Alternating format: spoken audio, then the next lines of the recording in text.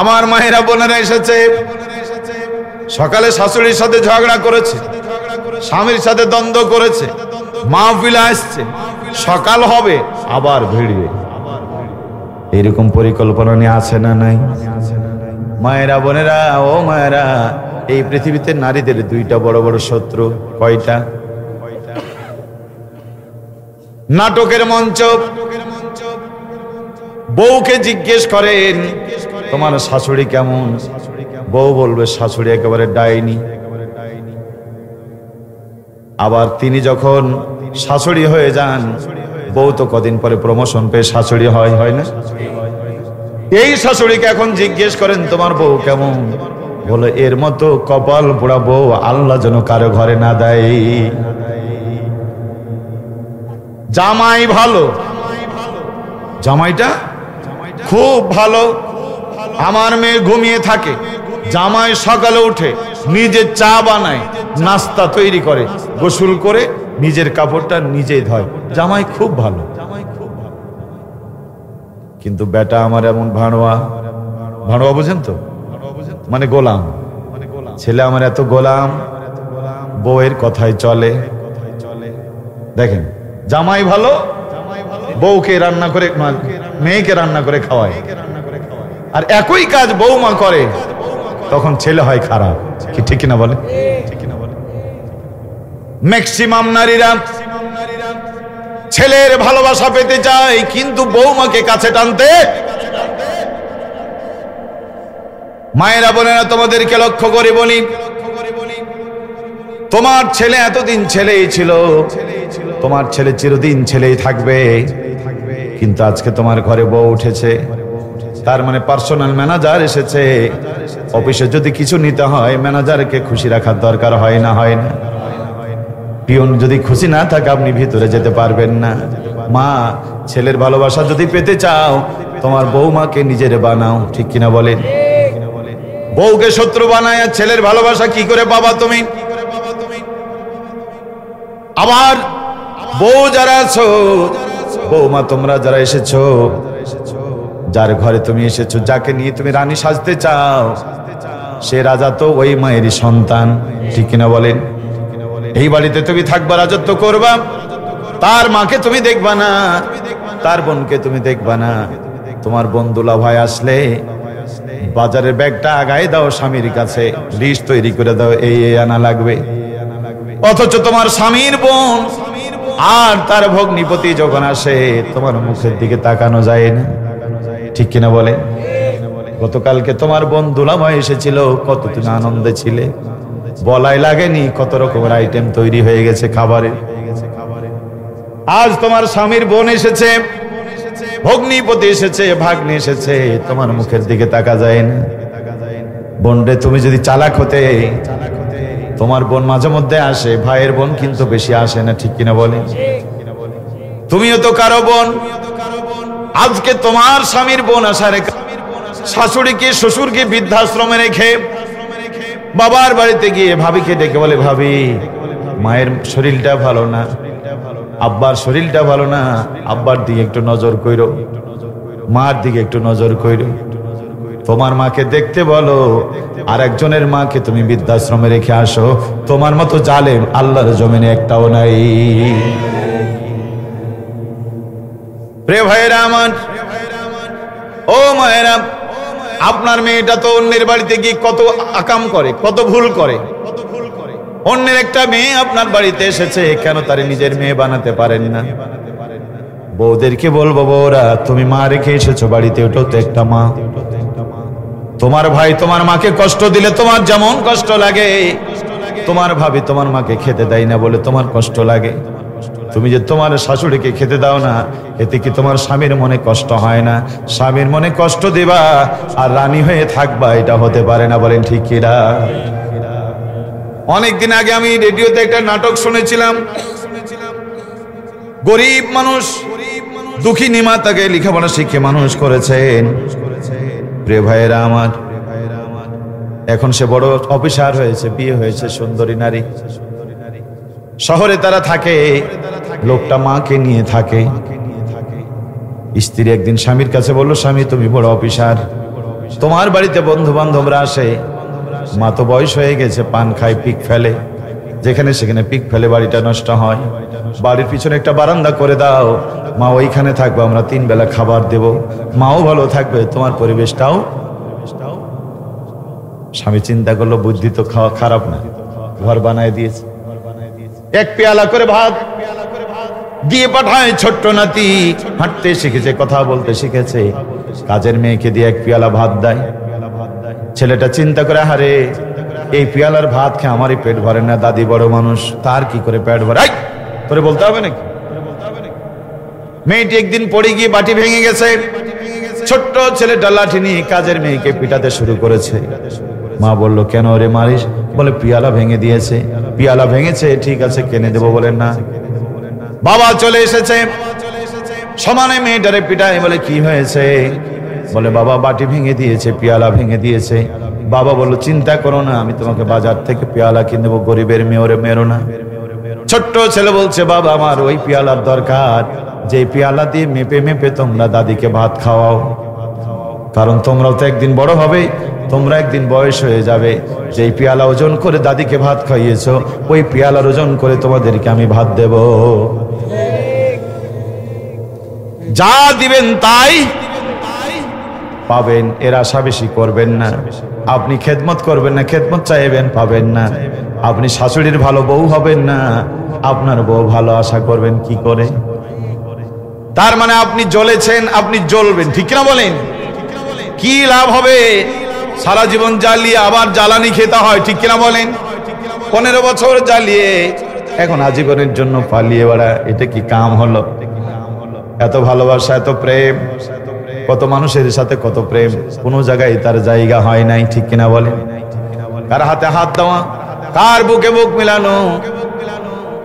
এই যে সেদিন আসলো ম্যাক্রো, কোথাকার প্রেসিডেন্ট? ফ্রান্সের প্রেসিডেন্ট।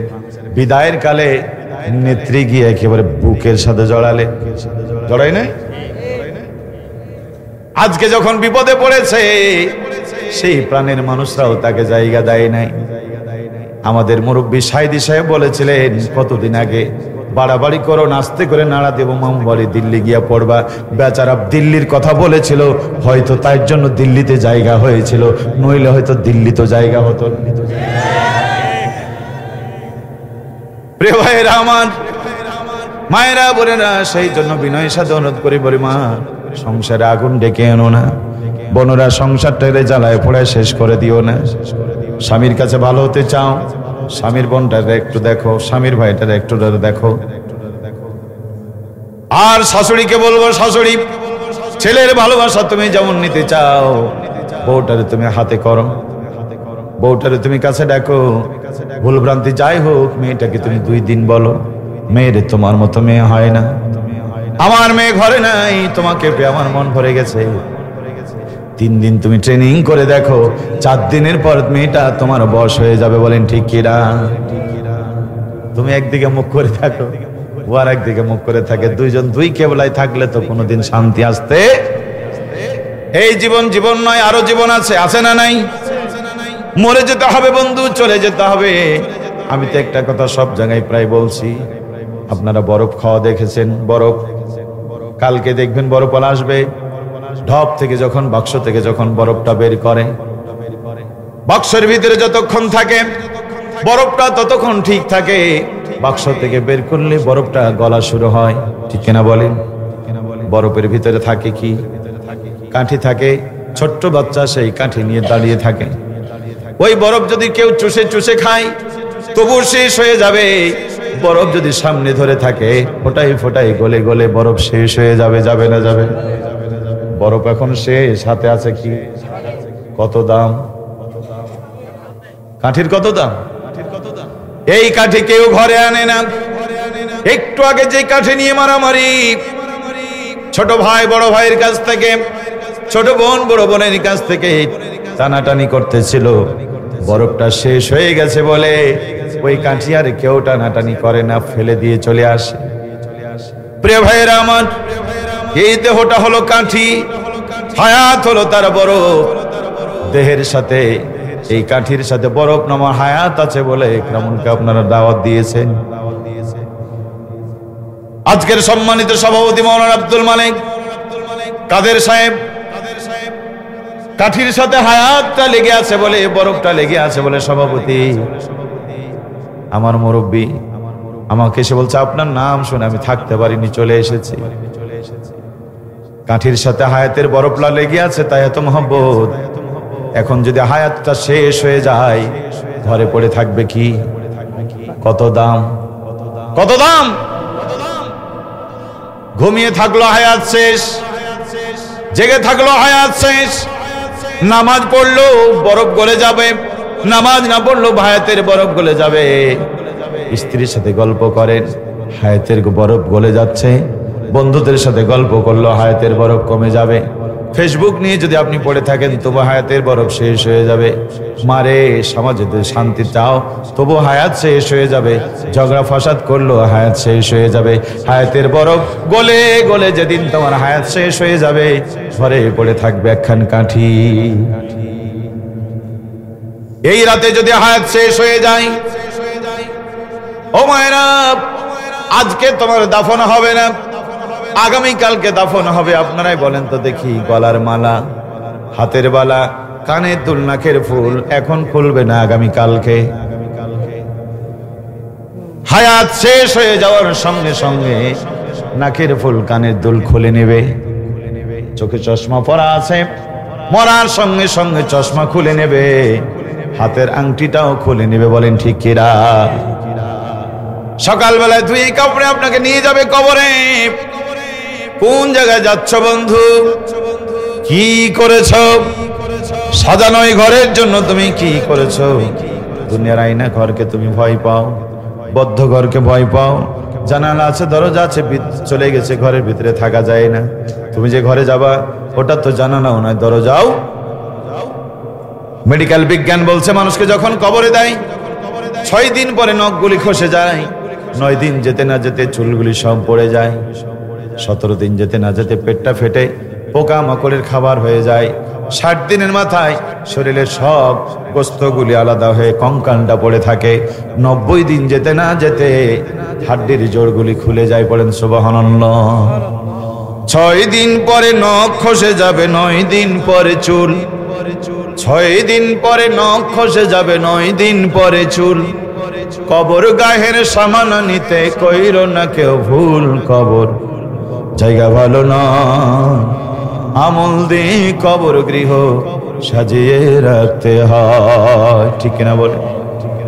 17 দিন পরে পেট ফেটে পোকার খাদ্য হবে, 60 দিন পরে গোস্ত রবে না, কঙ্কাল পড়ে রবে, 90 দিন পরে হাড়গুলো সব আলাদা হয়ে রয়, কবর জায়গা ভালো নয়, আমল দিয়ে কবর গৃহ সাজিয়ে রাখতে হয়। জোরে জোরে বলুন ঠিক কিরা? রে ভাইয়েরা, দুনিয়ার সব মানুষ জান্নাতে চলে গেল, দুনিয়ার সবাই জান্নাতে চলে গেল, আপনি যেতে পারলেন না। কি লাভ, কি লাভ, কি লাভ?